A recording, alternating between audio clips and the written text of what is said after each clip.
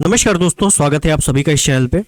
तो आज हम लोग बात करने वाले हैं यूपी होमगार्ड भर्ती के बारे में, जिसका शासनादेश जारी हो चुका है। ठीक है। हालांकि इस भर्ती के लिए पिछले साल से ही अंदाजा लगाया जा रहा था कि ये 2024 में आनी है। ठीक है। लेकिन 2024 में नहीं आई थी।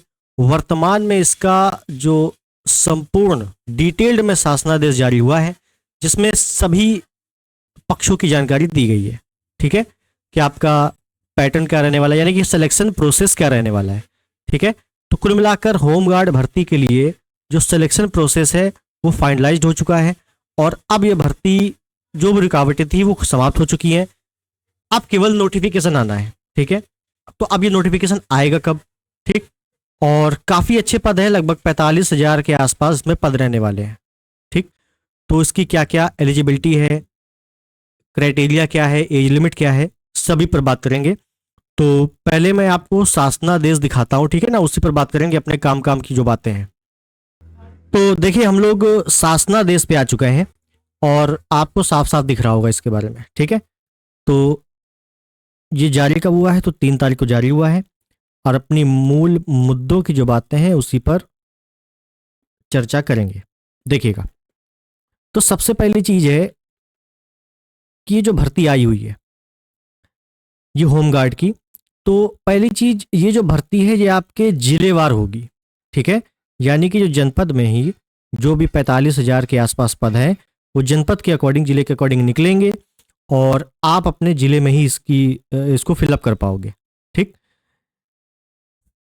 1 जुलाई से इसकी मानक होगी, यानी कि एज लिमिट जो है 1 जुलाई से मान्य होगी। अगर मान लीजिए 2025 में आती है तो 1 जुलाई 2025, 2026 में आती है तो 1 जुलाई 2026। ठीक है। हालांकि मैं इसके बारे में बताऊंगा कि नोटिफिकेशन कब आ सकता है इसका। तो आगे देखें, बाकी आपको पढ़ने की आवश्यकता नहीं है। मेन चीज है कि भाई देखिए, अगर दिव्यांग वगैरह है, ठीक है ना, पीएच कैटेगरी से हैं, तो वो इसमें अप्लाई नहीं कर पाएंगे। ठीक। दूसरी चीज, आप जिस जिले के लिए आवेदन कर रहे हैं तो वहां के आप मूल निवासी होने चाहिए। ठीक है ना, ये भी एक इसमें बात है। उसके बाद शैक्षिक योग्यता, हालांकि पिछले साल ये अंदाजा जताया जा रहा था कि इसमें जो है इंटर लेवल, इंटर जरूर मांगा जाएगा, कम से कम इंटर लेवल की भर्ती होगी। ठीक है। लेकिन इसमें मांगा किया गया है केवल 10th, यानी कि आप केवल मैट्रिक पास होने चाहिए और आप इसमें अप्लाई कर पाओगे। ठीक है। उसके बाद यदि आपके पास एनसीसी एनसीसी प्रमाण पत्र है तो उसमें आपको एक्स्ट्रा अंक मिलेंगे, ये आप अपने अनुसार देख लेना।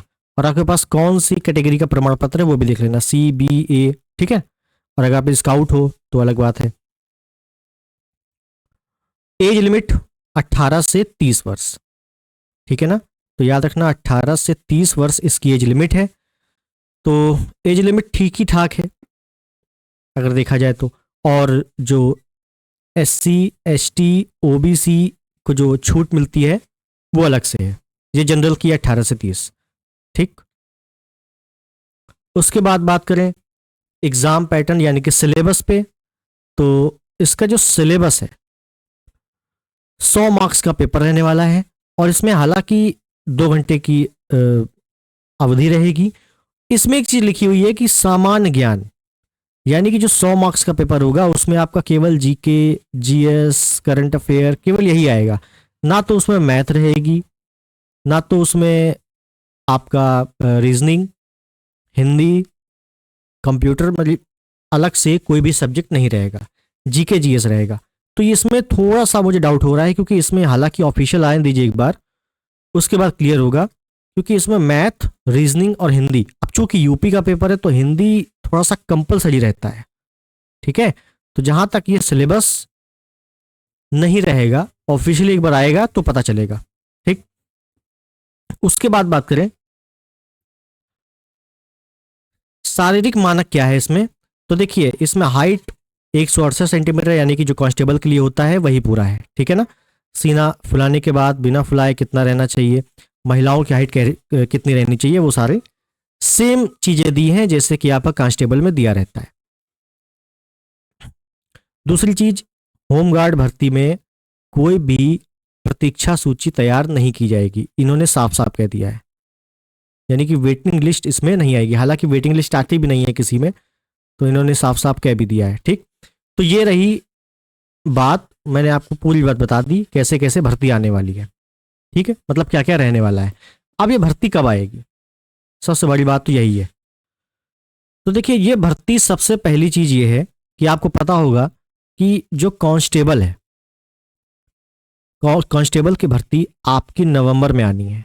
ये ऑफिशियली पुलिस भर्ती बोर्ड ने ही बताया है कि हम नवंबर में एक कांस्टेबल भर्ती निकालेंगे। ठीक है, जब कांस्टेबल भर्ती नवंबर में आएगी तो जाहिर सी बात है नवंबर में तो होमगार्ड भर्ती आएगी नहीं। ये भर्ती अगर ज़्यादातर देखा जाए दिसंबर, नहीं तो फिर जनवरी में जाएगी, मतलब नेक्स्ट ईयर ये जा सकती है। ठीक है ना, अभी तो हालांकि इसका शासनादेश आया है केवल, तो अभी नोटिफिकेशन तैयार करने में टाइम लगेगा, और अभी कांस्टेबल आ गई तो थोड़ा और टाइम लगेगा। तो दिसंबर जनवरी तक ये भर्ती आ सकती है। दूसरी चीज ये भी मैं आपको बताऊं कि 2026 ये जो साल है, ये उत्तर प्रदेश में भर्तियों का साल रहेगा। भर्तियों का साल यानी कि आपका यूपी पुलिस में जो आपका कांस्टेबल आने वाली है वो अलग है, होमगार्ड के लिए आ ही चुका है, और आपका एसआई का एग्जाम होना ही है।